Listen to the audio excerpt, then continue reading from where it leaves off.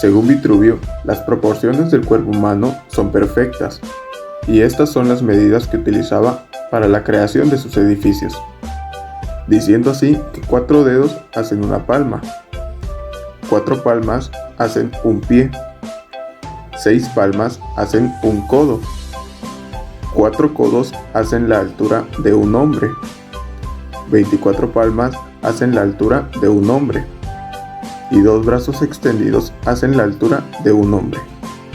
Origen de las medidas de los templos. Los templos de los dioses inmortales parten con el fin de estar en conjunto, resultando en una relación armónica, en base a su proporción y simetría. Origen de las medidas del templo. La exposición de los templos depende de la simetría, cuyas normas deben observar escrupulosamente los arquitectos. La simetría tiene su origen en la proporción, que en el griego se le denomina como analogía. En consecuencia, sí es lógico y conveniente que se haya descubierto un número partiente de las articulaciones del cuerpo humano y el partir de cada uno de sus miembros. Entonces, se estableció una proporción de cada una de las partes fijadas. Respecto a la totalidad del templo en su conjunto, solo nos queda hacernos eco de quienes, al construir los templos de los dioses inmortales, ordenaron las partes en sus obras con el fin de que, por separado y en conjunto, resultaran armónicos en la base de su proporción y simetría.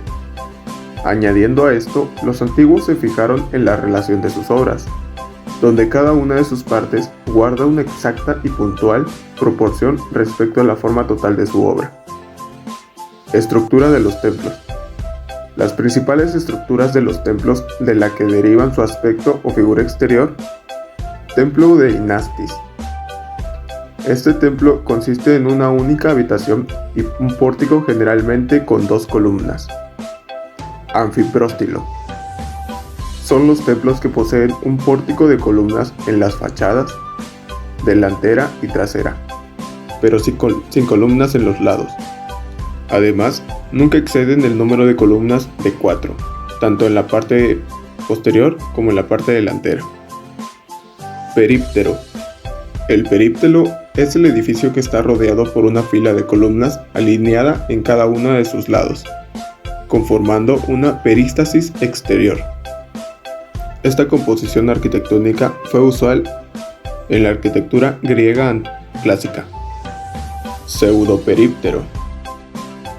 Tiene columnas en el pórtico delantero, pero sus columnas laterales están encastradas o adosadas en las fachadas laterales del edificio. Monóptero. Es una edificación sencilla construida por una columnata circular que soporta una techumbre sin ningún muro. Hípetro. Es un espacio arquitectónico que no está cubierto por un techo. Próstilo. Es un tipo de templo con columnas libres y espaciadas ampliamente en una fila, que solo las posee en su fachada anterior. Clases de templos. Dentro de las clases de templos mencionados aquí son: Picnostilo, cuando tiene columnas muy espesas. Sístilo, es cuando sus columnas son más espaciadas. Diastilo, posee sus columnas aún más separadas. Aeroestilo, es cuando las columnas están más separadas de lo que es conveniente. Los cimientos de los templos. La cimentación de estos edificios se excavará sobre terreno firme en una extensión que se ajuste proporcionalmente a las exigencias del volumen de la construcción. Orden jónico. Su proporción debe igualmente establecerse de la siguiente manera: la anchura de la base de la columna por todos sus lados será igual al diámetro de la columna más 1/4 parte y 1/8 parte. Su altura será similar a la del estilo ático y también será igual a su plinto, sin contar con el plinto, que medirá 1/3 parte de la anchura de la columna. Divídase lo restante en 7 partes. Las restantes 4 partes para el trónquilo inferior. No obstante, el trónquilo inferior parecerá más grande, precisamente porque sobresalen hasta el extremo del plinto. Orden corintio.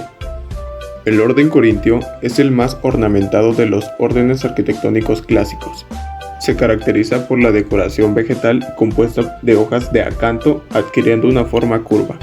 Las columnas corintias poseen la misma proporción que las columnas jónicas, pero la altura de sus capiteles posee como resultado una mayor elevación y esbeltez de las columnas, porque la altura del capitel jónico es una tercera parte del diámetro de la columna, mientras que el capitel corintio es hijo del diámetro del fuste de la columna. Ornamentos de las columnas. En todos los edificios se coloca por encima un maderamen, al que se le da diversos nombres, según los diferentes usos del que se le destina. Un maderamen es un conjunto de vigas y maderas que se emplean para la construcción de un edificio. Orden dórico. Se pensaba que las columnas del orden dórico no eran apropiadas para los templos, porque hay algo en esta que es incómodo y embarazoso en sus proporciones. Distribución interna de las celas y el vestíbulo. La longitud del templo se fijará de modo que sea el doble de su anchura. La cela será una cuarta parte más larga que ancha, incluyendo la pared donde se colocarán las batientes de la puerta.